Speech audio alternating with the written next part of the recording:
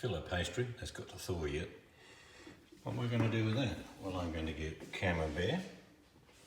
I'm going to stuff it with walnuts, pistachios, and a little bit of fig, date and balsamic chutney. Sounds weird, I know. Stand by. So the first thing I do is turn it on its side, and I'm going to cut down the middle. Make sure you get the middle. Go around if you have to make sure. It's all going back on itself, so not that important that it's not perfectly straight. I'm not going to get sued or anything. So, just twist it off. Be a little bit gummy in the middle, as Camembert can be. And flip it out. I'll just do this one and show you. What I'm going to do on one side, I'm going to put walnuts. I love walnuts and cheese, nuts and cheese. Yep, that goes together. Also going to put some pistachios on this one. You can do whatever you like with this. It's not a hard and fast rule. I'm going to use this fig, date and balsamic chutney, which I've actually never tasted, but it sounds good. So I'm going to get a little bit of that. Put that in the centre and spread it out a little bit. Oh, that is yum. That really is yum. Right, so obviously what we do now, put it together. Now I'm going to put these on a plate and put them in the freezer. That's right, the freezer. And then I'm going to get the Filo pastry later and wrap them, put a bit of butter on them, put them in the oven. So they'll be totally different when I'm finished, but that's the method. If you've never done it, give it a go.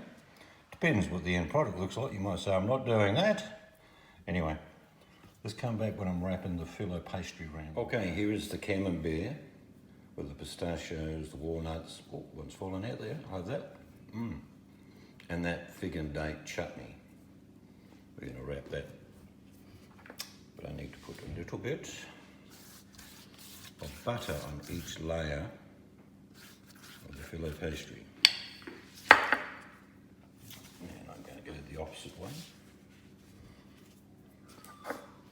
Same thing. We're going to do about 5 layers like this. The pastry is very thin, and you only need 1 piece of pastry per layer. I'll put that one a bit of an angle.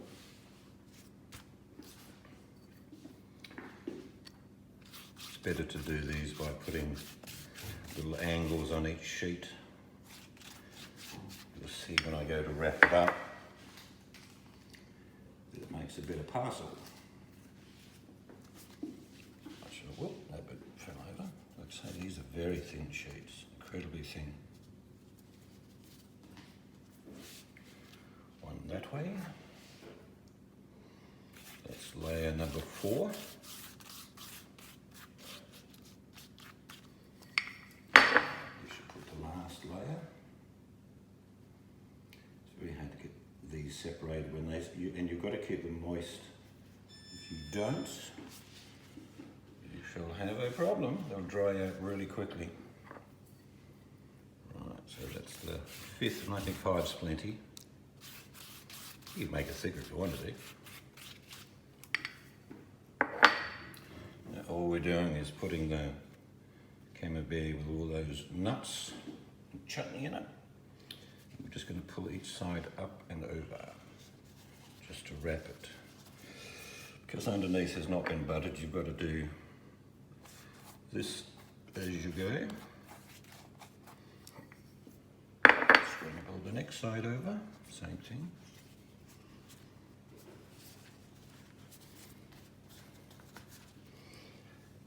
And we're nearly done. Pull that one over.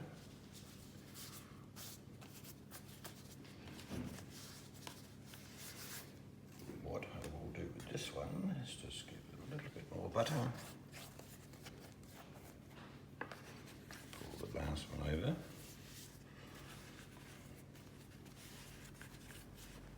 Looking good. And yes, just a little bit more butter. That'll make it nice, golden and crispy. Right, not perfect, but it still tastes good. So what we're going to do now is put these in the oven about 180 degrees. I don't know what that is in Fahrenheit, you can work it out. And I shall cook them for about 15-20 minutes, see if they go nice golden and crispy. And then we'll eat one, see what it tastes like. We'll be back shortly. Right, to go with that Camembert parcel, which I've just placed in the oven, I am going to make some little crouton type subject things. Put a little bit of oil in the bottom first. This pan is already heating up. If you've seen the homemade bread I made the other day, I'm just going to cut these up into little chunks.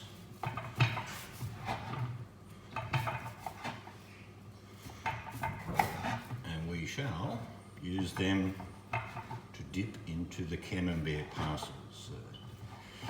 Bear with me a second, I'm just cutting. The oil's getting nice and hot now. Nearly done. Okay, let's throw these in. Not a lot, just enough to, like I say, use to dip. A little bit more oil, as you will see. Now I'm going to season these. With nice bit of sea salt in them.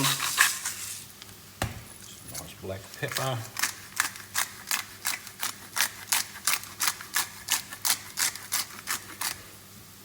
A bit of parsley, just for colour. And put in some garlic, which I shall mix around.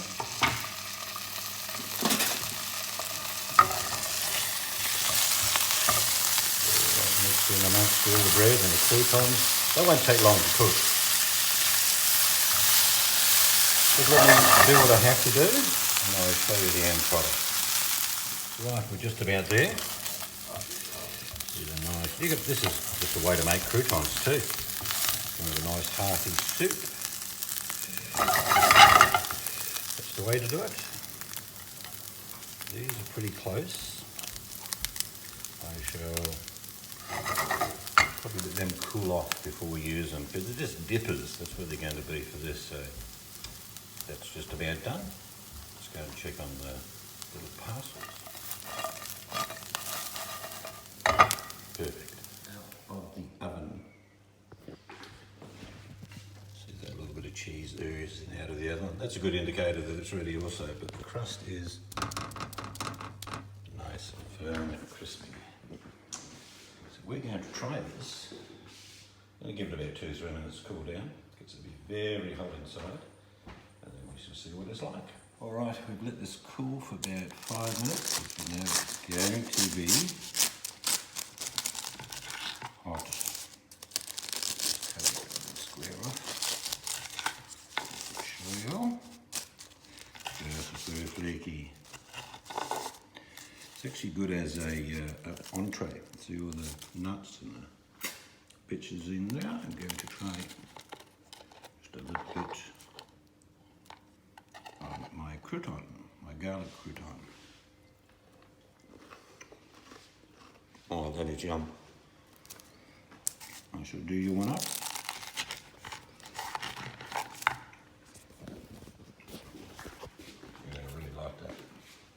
Hot. Mm-hmm.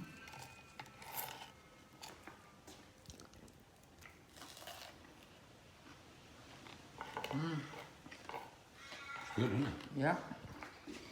This could be like an entree. If you haven't guessed over it, if you want to be fancy. But we like just to do it like this, just for a nibble. It is delicious. Oozy. Nuts, pistachio, walnuts, and that fig and date chutney. Absolutely delicious. Anyway, if you've been watching, thanks very much.